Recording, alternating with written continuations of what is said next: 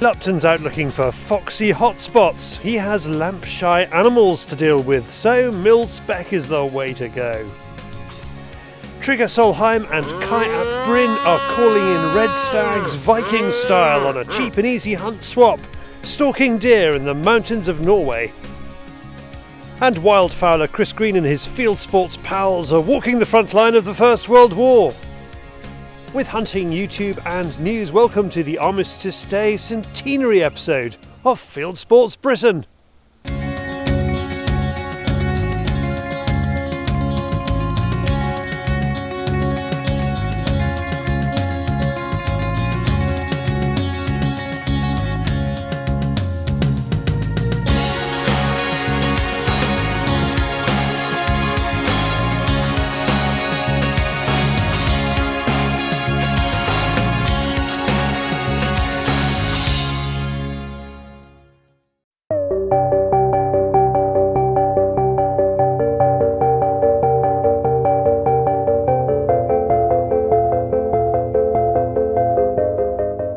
Well, the moon has finally abated and it's we've got a little bit of cloud cover coming in, and that means only one thing, that's getting out on the foxes. And tonight we're going to be going absolutely covertly, so we've got the thermal spotters, so we've got the Accolade and we've got the Pulsar trail on the top of my 22 250 tonight, and I'm hoping that we're going to catch up with a few foxes that I've been waiting to get onto, and fingers crossed, if all goes well and David doesn't flag them up, then we should be away with it. So wave your arm. Wave my arm. Where's the security guy? Are you on there? Here I am again. I thought you were filming an IR. Do you want to start that again then? No, the light was gone.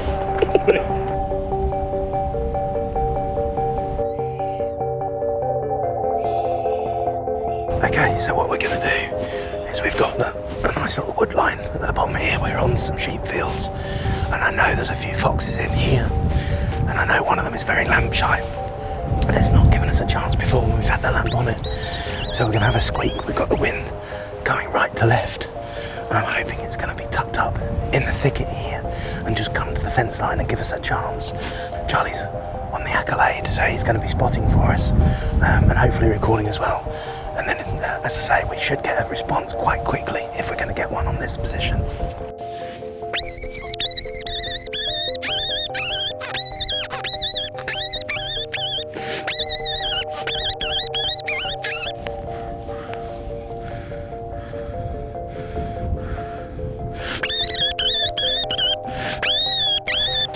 Well, that was really interesting. We had a fox come in from behind first, and we just turned around to have a look at it, and as the IR from David's camera just picked up on it, that turned tail and disappeared.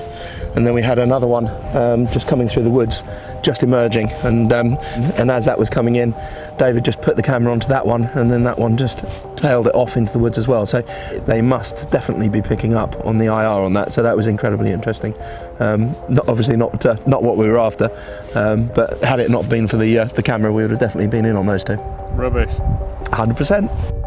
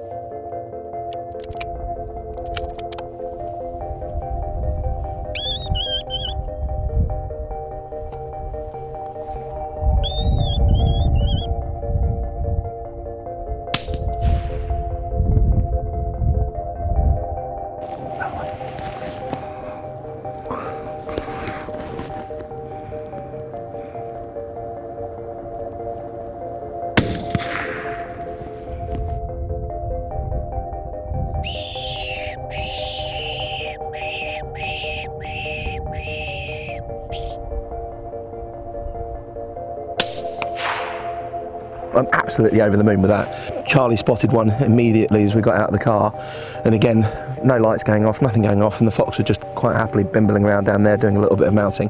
And bearing in mind that we're just coming into November, so these are certainly not young foxes. So we shot that one, and then Charlie scanned left and there was another fox coming in from the left. We shot that one, and I thought we'll ramp it up a little bit, and we changed callers, started calling, and another fox popped out of the woods just down there, came out, we got the shot on that one. And then I kept calling because I know there has been a real tricky old dog that comes in from the horse fields over there, but what he does, he normally just tends to pop his head over, and as soon as the lamp or whatever else goes on him, then he's just away down the hill and back off into his territory. Charlie just picked up his heat signature of his head, just peering round to the side of the hill, and he just came in, so I had a fantastic backstop for him, and gave us a lovely little shot just there. So 4 foxes in about 10 minutes, just with the calling, and again there's no way we would have got those unless we were using thermal. Is it cricket?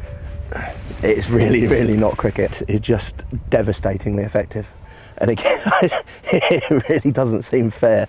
So yeah, it's as I say, a very, very effective method, but you could certainly reduce your fox population a lot more rapidly than any other means I've ever tried. So we've ended up with 3 dogs and a vixen there. The vixen, I would say, is probably coming into heat, so that's why we've got the 3 dogs all hanging around in the same field. These fields especially need to be controlled quite heavily because this is where a lot of the lambing will be going on early spring. So yeah, it is quite paramount that we keep heavily on top of them here.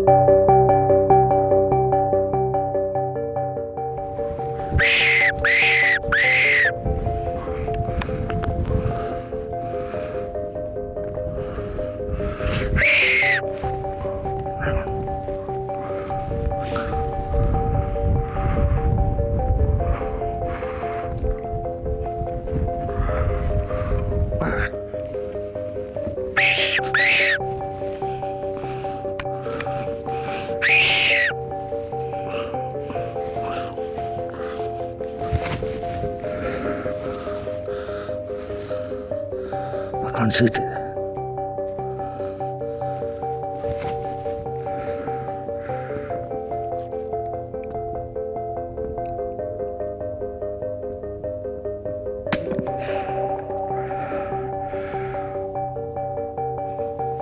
So again, that worked superbly. We had one fox that we saw originally just up on the top of the hill, and that then came down, and then it came all the way around us trying to get our wind, and was just trying to come round on the top of the hill. I had to just wait for it to get into a little spot where I had a backstop, got that one, and then as I shot that one, another one had just started coming directly in line with it from the woods behind, and it came up, the shot stopped it, and it was sitting there, and then it just snuck its way up. And we're just trying to come round. It wasn't overly keen on coming in, so we walked away from the truck, came up and round to try and come back down on it, and it had tucked itself in. We just found it on the thermal, tucked into the bushes here, and I set up on the Viper Flex sticks from Best Fox Call, and the fox just trickled back out as we came up and over the top, and just sat about 150-200 yards down in the valley, and it just gave me again a perfect opportunity.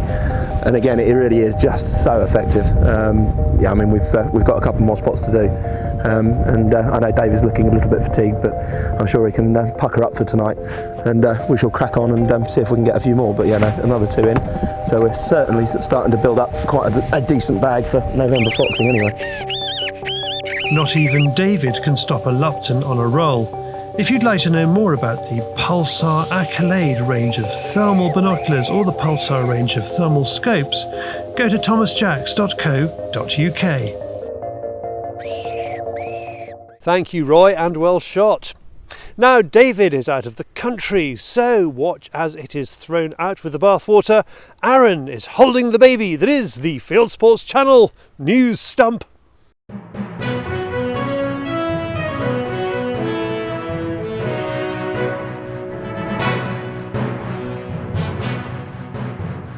This is Fieldsports Channel News. A school teacher has faced death threats after teaching her pupils how to cook game. Kingussie home economics teacher Rachel Richards is teaching the field to fork concept with birds of feather and rabbits. Parents are delighted. Only the aunties hate her and have taken to social media to call for her to be killed. The UK government may or may not go ahead with the ban on .50 calibers. What's astonishing shooters the most is the ignorance of the MPs. One viewer has sent us a response from the anti-gun Tory MP Nigel Huddleston, who represents Mid-Worcestershire. In his letter, Huddleston says that the appetite for the ban comes from police personnel, security agencies and munitions experts, which is a straightforward lie. And he adds another one: most gun thefts go unreported. Those are his main reasons for supporting the ban of 50 cals, which could include sporting calibers such as the 505 Gibbs. Thanks to Simon Smith for sending us this. Hunting an animal with 2 hounds is more cruel than using lots of hounds. That's the conclusion of the first scientific study into the use of dogs who hunt foxes in the UK. It found that the law restricting hunting in England and Wales to 2 hounds makes controlling foxes less effective and more cruel than Scottish law, which allows the use of any number of hounds to flush and shoot foxes. Apparently, it took a scientist to work that out. When someone in Nevada, USA reports that a bear is too close to houses, the Department of Wildlife now call in the dogs to scare it away. The state uses Karelian bear dogs, which originate from Finland. They are bred for this purpose. They don't try to kill the bears, they just bark at them and nip them until they retreat. A 6-year-old tigress who killed 13 people in Western India has been shot. A forestry department patrol team staked out a track after receiving reports of the tigress's presence. They fired a tranquilizer dart at the animal. It charged the patrol's vehicle and was killed by a single shot from a distance of about 8 to 10 metres, say the forestry officials in a statement. A herd of elephants have been electrocuted after coming into contact with low-hanging power cables. The 7 dead elephants were a part of a herd of about 15 that came near a village southwest of Calcutta. They came into contact with sagging 11 kilovolt power cables. It's thought to be the highest number of elephants killed in a single incident in the region's history. A 74-year-old man, whilst out shooting rabbits in Texas, has been shot by his dog. Tex Gilligan was out shooting from his vehicle when his dog Charlie, sitting on the back seat next to his gun, stood on the trigger and shot Tex in the back. Tex was able to call 911 and is now recovering. He says it wasn't Charlie's fault. You are now up to date with Fieldsports Channel News. Stalking the stories, fishing for facts. Thank you, Aaron. And of course, it is never Charlie's fault. Now, a word from the optics company Leica.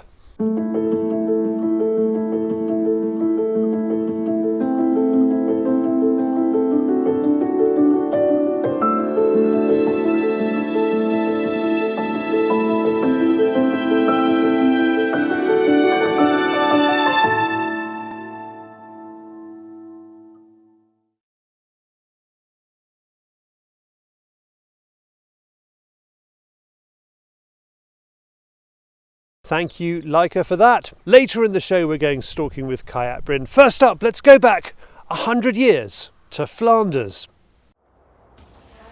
The Second Battle of Arras in 1917 was one of the great British breakthroughs of the war, with the longest advance since trench warfare began. It would be the start of a push that would take in the advance of Flanders around Ypres and would end the war a little under 18 months later. A century later, the Army Benevolent Fund, now called ABF the Soldiers' Charity, has been holding a series of fundraising walks here to commemorate the First World War, and a small but remarkable group from the world of field sports has been taking part. And so here we are, we made it at last. We've arrived in Arras in northern France, and I got my very good friend Richard Walton, who's going to tell us what we're about to embark upon.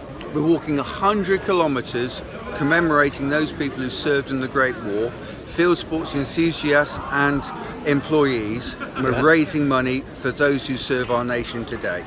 Most walkers wear sensible walking clothes. Our intrepid group wears clothes associated with hunting and shooting to commemorate the contribution of field sports to the war. We got John Kavanagh. John, you're going to be dressed up in tweeds, aren't you? Yes, representing the gamekeepers that came forward to the frontline walk. That were the scouts and the snipers during First World War. And they're off, and West Country wildfowler Chris Green's job is to keep the video diary. Well, we've just started our walk. We've done our first better part of a mile, and as you can see, the walkers are all coming up the road now. And as you can see, we've got the Cornish flag flying again, so up the Cornish. But anyway, here we are in France, and we're raising money, as you heard before, for the Army Benevolent Fund. Well, just took a look at that view behind us. Isn't that spectacular? This is sunrise en français. Right, tell us all about it then, John. How are you feeling? I'm feeling fit. You're feeling very fit. What about Shayner? It's quite nice. Quite nice. It's a lovely morning, isn't it? After just a day's walking, it becomes apparent that hunting and shooting kit should be used for that, and not for walking. Their feet are killing them. Here are Tory Goodall's feet. Our group calls themselves Country Sports Pride and Passion. Today they feel more like Country Sports Aches and Blisters. How about yours then, Rich? Bloody burning, mate. Well, riding boots are meant for riding. Well, it's official. Chrissy Green, the wildfowler, is actually the last one in the entire group of over 100 walkers. We set off on the first stop this morning, and John Cavanagh's in a pretty bad way. He's got the true British spirit, but his feet are appalling. Richard Walton's not much better, and so we set off the last team, but I unfortunately had to... Sorry, come in. Unfortunately, I had a slight buttock problem, and a problem with the chafing, dry, sore buttocks. So I had to take my backpack off, find my medical kit, and sort me arse out, which now is officially, I'm the last one in the whole team. First couple. Let's give it up for the walking wounded! Well done there, John Cavanagh, Richard Walton. Have yourself a beer, mate. It's easy to forget your own mild sufferings when surrounded by the tragedy of the First World War battlefields. The walkers break from the daily tramp to visit war cemeteries from both sides of the conflict. The frontline walk passes through the medieval gates of the walled town of Ypres. The end of the walk is another gate in Ypres, the Menin Gate, written with the names of 54,896 of the fallen.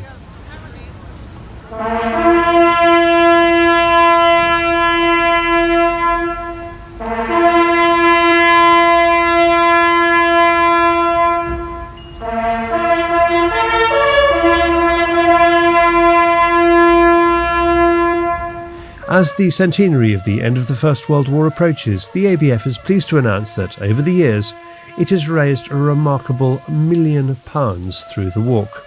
For Chris, it's all about the people.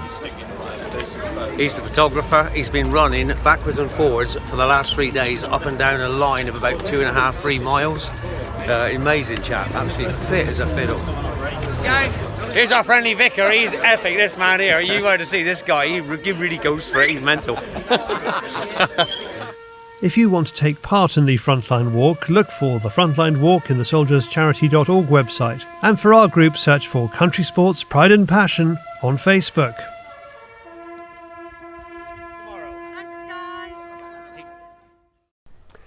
Great work there. Well done, Chris, Richard and the gang. And you can still donate via those websites or sign up for next year's walk. Now, somebody else getting a great deal of exercise in Europe, Cai Ap Bryn is in Norway stalking reds.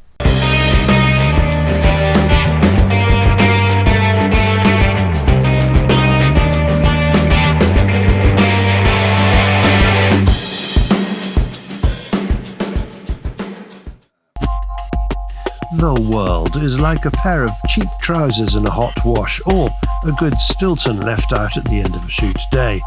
It is definitely shrinking. In the old days, more than a few months ago anyway, to have a Nordic hunting adventure you would go through a hunting outfitter. Today there is a tidal wave of social media hunting groups who connect online and often swap hunting days in other countries. So I've just arrived at Bergen Airport, come all the way from London Gatwick. I must say I've had the smoothest passage of firearms I've had today, absolute faultless. Just about to meet Trigger, who's going to come out through in any second now. He's come all the way from Edinburgh to Oslo to here. He's been stalking in the Highlands. And we're both going to jump in a car and head over 5 hours inland and do a bit of red deer stalking ourselves. I'm so excited. I should come that way. I was looking the wrong way. Oh, lovely. Awesome. Making friends and finding opportunities has become easier and easier. You can take advantage of great experiences that do not cost the earth as long as you have something to offer in return. In Game Chef Cai Ap Bryn's case, he has promised not only to help his new friends with some deer management, but to top it off, he'll be cooking whatever they shoot as a thanks for letting him stay. It's a great experience. I love coming over to Norway. I always find it's the hospitality, the hunting culture, everything about it. It's just always look forward to coming back. So I know the weather could be a bit tricky at the moment, but we've all got waterproof gear and we've all got the equipment. So fingers crossed we should get some meat for the table. Now then, I would like to cook everyone a recipe if we get lucky. That sounds good. That's right. Perfect. Sounds great. So I guess now we just get ourselves ready, then go.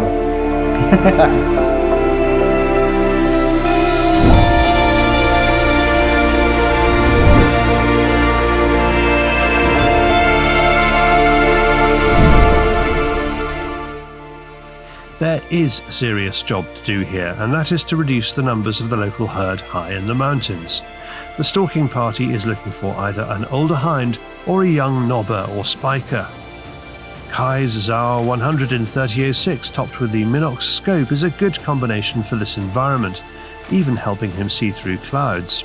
To make it more difficult, autumn is upon us, and with each passing day the changing colour of the leaves makes it harder to spot the camouflaged deer. Managing animals in this terrain is a challenge. You have to be fit and careful. I'm used to stalking back home, which is mainly farmland and lowland, woodland. This is a completely different game. You need to let your eyes adjust, because coming up here, the deer are perfectly camouflaged to the environment, and I'm looking where my feet are going because I need to be able to scan what's in front of me as well as not trip over a stone and hurt myself. So you gotta be very careful and just let your eyes adjust to the environment. It's not open ground, it's all birch forest, and it's very difficult to kind of see through the trees. But like I said, just want to catch that movement and then we can hone in and hopefully we can get what we're looking for.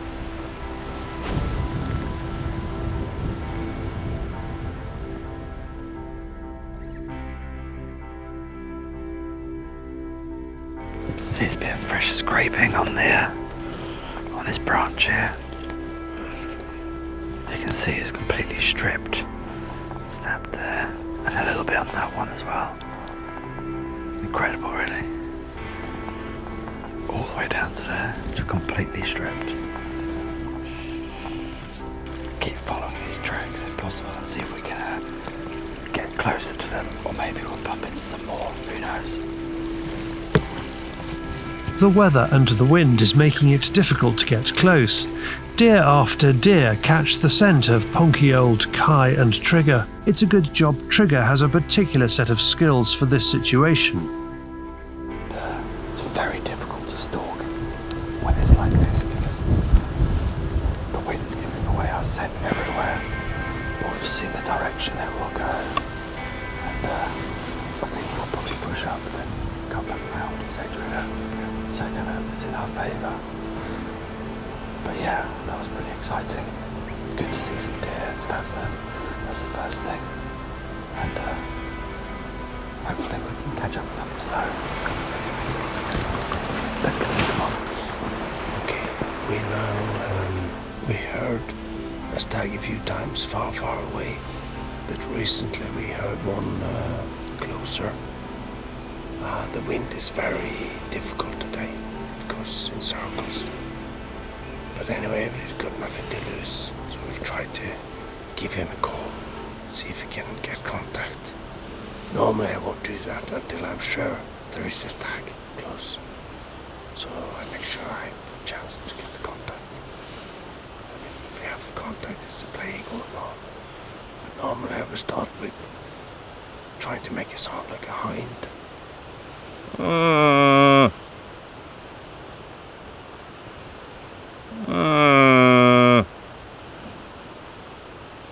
I have to wait for a while to see if there's anything happening. There's a stag very close. But now I tried to make a roll, see if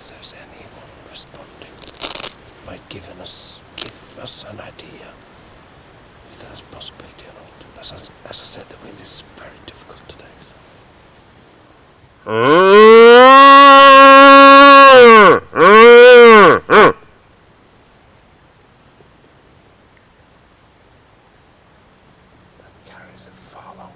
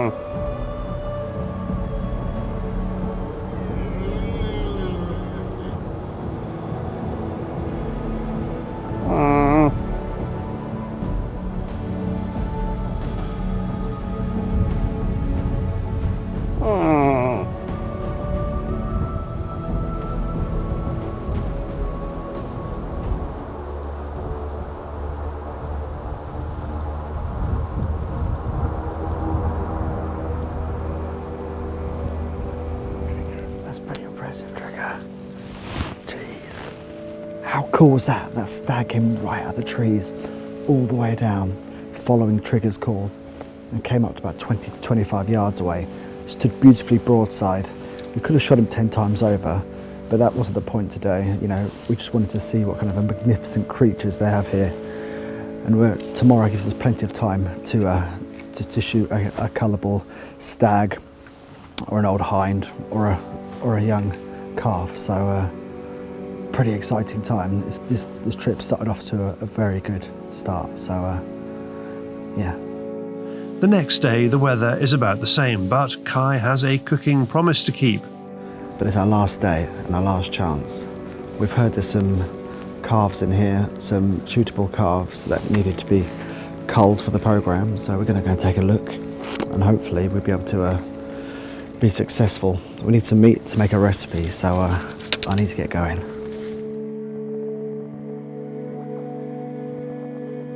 So far, the weather's been pretty terrible, but it's held off a little bit now. You can see the mist is starting to come in, but it comes in sections. It comes in, then it goes, and then we're just going to work down against the wind, but it's swirling again a little bit, so we just got to be a little bit careful with that. But I've got a good feeling about this. This area is really nice, quite open, and below us looks like it could be quite promising.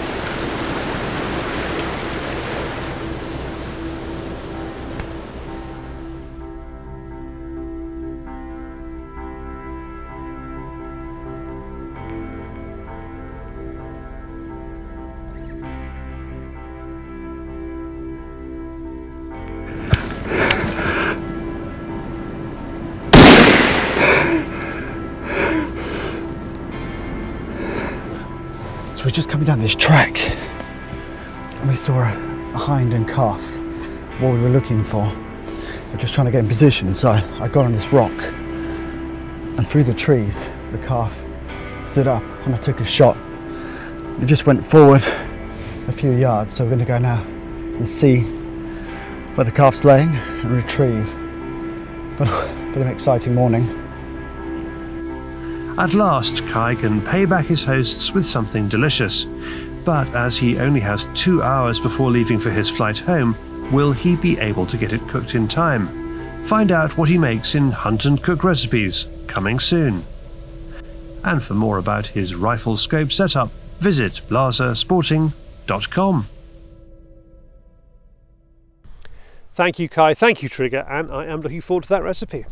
Now, from Scandinavia to the wider world of hunting and shooting on YouTube, it is Hunting YouTube.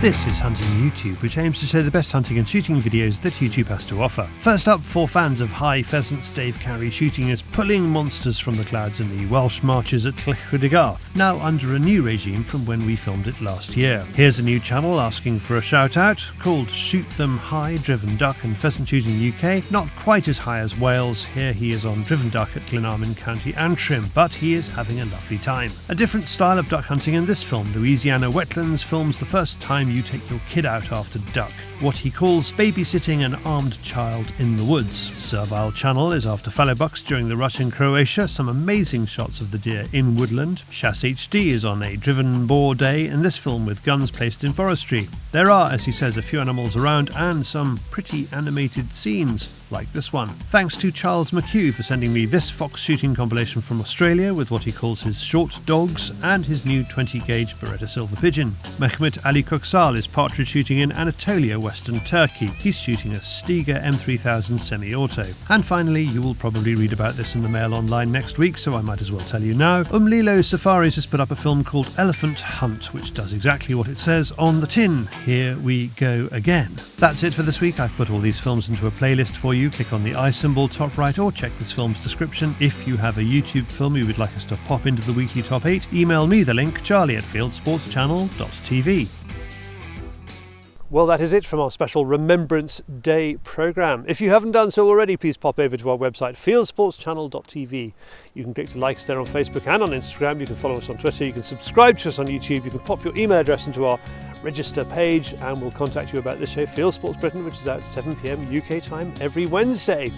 And you can back us. You can join the Field Sports Nation. Go to fieldsportschannel.tv/shares to find out about that. So, good hunting, good shooting, good fishing, and goodbye.